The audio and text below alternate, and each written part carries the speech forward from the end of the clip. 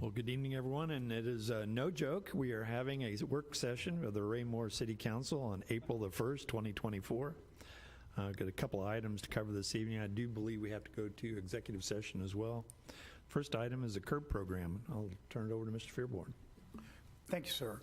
I just want to talk with you very briefly about curbs in Raymore. This could probably be summed up in about 3 sentences. Curbs bad, curbs expensive, need to be replaced. But let's go into a little bit more detail just for the fun of it here. How they do? That was excellent. Thank you. Yeah. So what you see before you, we have certainly, that's read day. Oh, you better take it. No, I'll wait, he'll leave a message. Excuse me. It has certainly changed that we do an extensive evaluation of the curbs. It used to be every 3 years. That has been accelerated now to where it's almost a constant process, but all curbs are reviewed every 18 months now so that we see this. And what you see here is on page 1 is every residential street that is rated at 2.5 to 3.0, which is the worst rating a curb could get. And so you see that in zone 1, and by the way, we zone just exactly like we do snow plowing, same zones. So zone 1, 26,540 feet of curb would be considered 2.5 to 3 in bad shape. Zone 2, 70,250 feet. Zone 3, 38,549 feet. Those are depressing numbers. If you turn over the page, what you see looking down the left-hand column is the total residential curb that we have in Raymore that we would have to hit. That's not 2.5 to 3.0, but it's 664 square feet of curb that is going to have to be addressed at one point or another. Up at the top of the page, you can see approximately how many feet of curb we can physically get to each year and what we have done in the past. In a good year, we're doing 25,000 square feet of curb, and we have to get to eventually 913,000. Those are bad math numbers, to say the least. Let's talk about then the pricing that's associated with that. So again, you see at the top, we have 173.04 miles of curb that we'll eventually have to get to. Bad curb, the 135,339 with a rating of 2.5 to 3. We can get, is about 14.8% of that. The average 23,348 lineal feet of curb is 4.42 miles, can be replaced each year. And this is based on the assumption, and I'll get into that very briefly too here in a minute.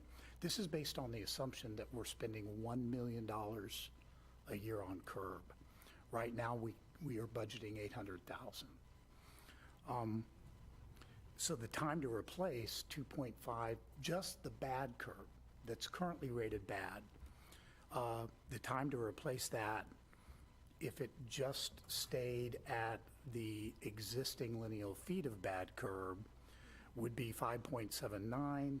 We are estimating, based on past years, the curb that is going to trickle into the 2.5 to 3, where it's rated at 2.45 to down to 2.35 right now. That's going to click over. We can assume, and I think we should be conservative on this, we can assume 8 years to replace just the bad curb if we can find a way to spend $1 million a year.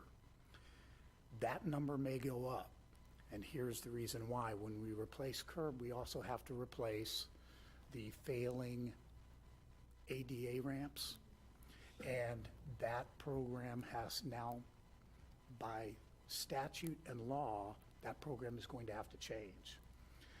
If you can picture in your minds the ADA ramps in the city, they angle out into the street. That can no longer happen unless it's a two-way or a three-way. If you have a normal four-way intersection, which a lot of these residential streets are, when you get to the intersection, you can't have the ramp angle out. It actually has to face the ramp that is coming to it. So instead of each of those having one ramp out, they now have two.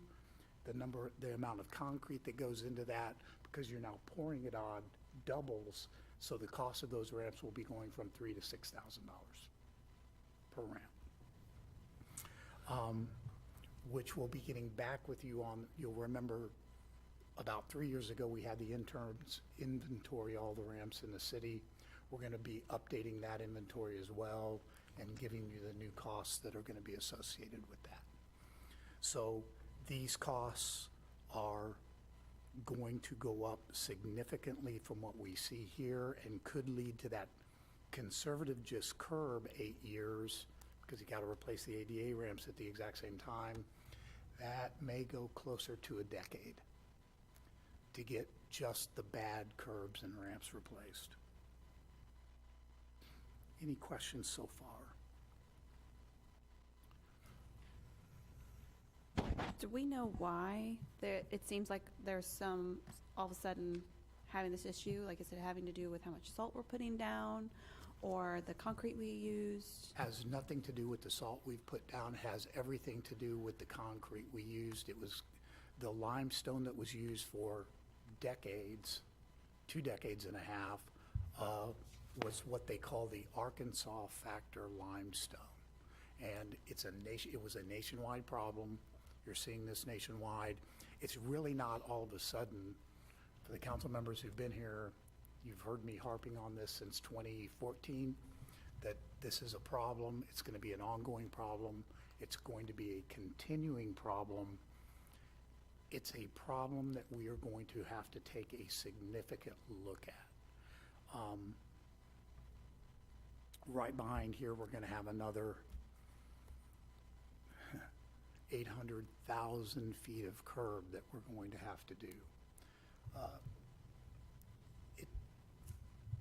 What we know is it's not going to be able to be done using the existing program.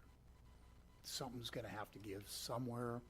I wanted to give this to you on a preliminary basis, not to depress you, even though I'm sure it does you as well as me, but to let you know that staff is very well aware of this.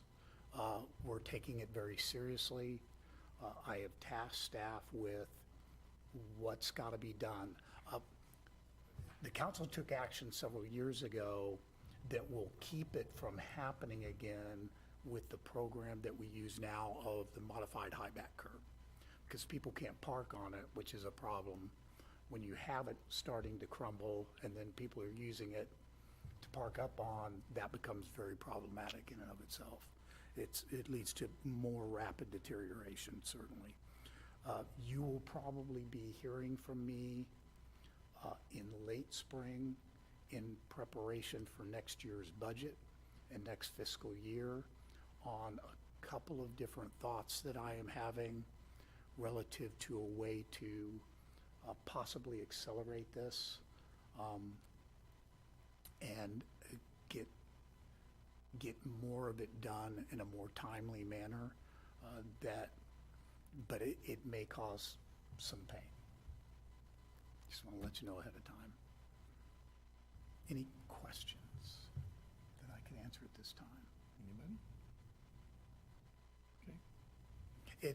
As you can tell from this, staff is not ignoring it. I mean, it is being reviewed, and it's being reviewed diligently every 18 months, and every street is looked at. What you will note on here is the note under all of the curb that you see here that leads to the 913,000 lineal feet does not include, our collector streets like 58. We hope that there is going to be a program in place as of tomorrow night that handles that curb. Does not include Dean Avenue, any of the collector streets, they're not included on here. That will require additional special funding when the time comes to redo those streets. Also, so you know, there's a component of this that is part of the mix of all this. You may remember we asked the council to approve the program of Complete Streets, where when we're in doing a street, we do the curb too, because the curb needs to be done so that we have a good framework when we pour the asphalt after the curb has been in and allowed to cure, because you want to do curb first then asphalt. So in spots where we're doing streets where it has been 2 to 2.5, we've left that curb in place and just poured the new asphalt.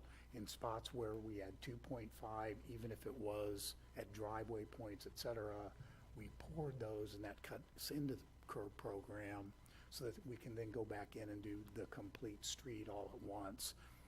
That is another item that we're looking at as far as that program, and is it eating into significant portions of streets that we can't get to. That's all we have on this item. If there aren't any questions, we'll move on to the next item, and that's the use tax coming up tomorrow. And that's exactly what we wanted to remind our viewing public and the council of. Use tax is on for tomorrow. There has been significant time put into trying to answer the questions relative to the use tax. There have been significant Facebook Live. The Vote Yes Committee, we know, just hearing from them, has been very, very active, very engaged with our community in a number of ways. We've had mail, I feel everything that can be done has been done this time within the parameters of the law that we're allowed to talk about. And again, the Vote Yes Committee, they've just been yeomen in trying to bring this issue forward for the public. We're going to make one last plea for people to soberly inform themselves, take a real hard look at this, take a look at the things that we're going to be doing with it, that we are promising are the only things that are going to be done with this use tax. Put their faith in us, put their conscience to the need that has been expressed, and get out and vote on this particular item tomorrow. That concludes staff report on this item. Anybody have anything to add to that? Sonia? Thanks. I just have a question. I know last time we had several people out at the polls. Do we have a plan for people to be there? The Yes Committee is going to be at the polls tomorrow. Yeah. Yes, during very strategic times, they're going to be out there. They can talk more than we can. And that concludes staff report on this item, sir, and we do have one item for other. All right, go ahead. Thank you, sir.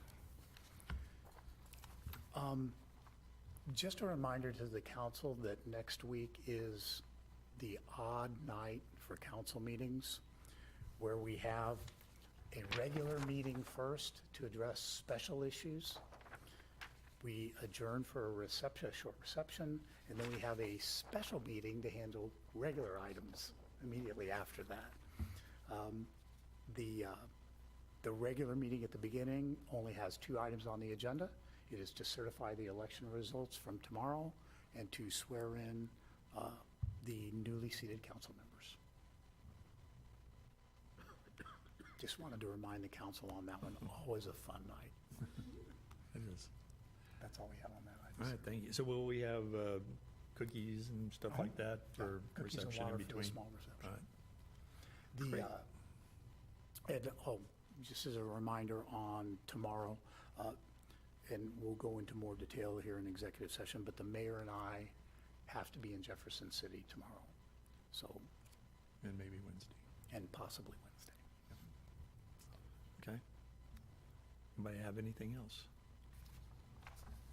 If not, I'd entertain a motion to go into executive session. And we, Mayor? and we do need executive session for litigation and personnel, sir. Okay. Yeah, person.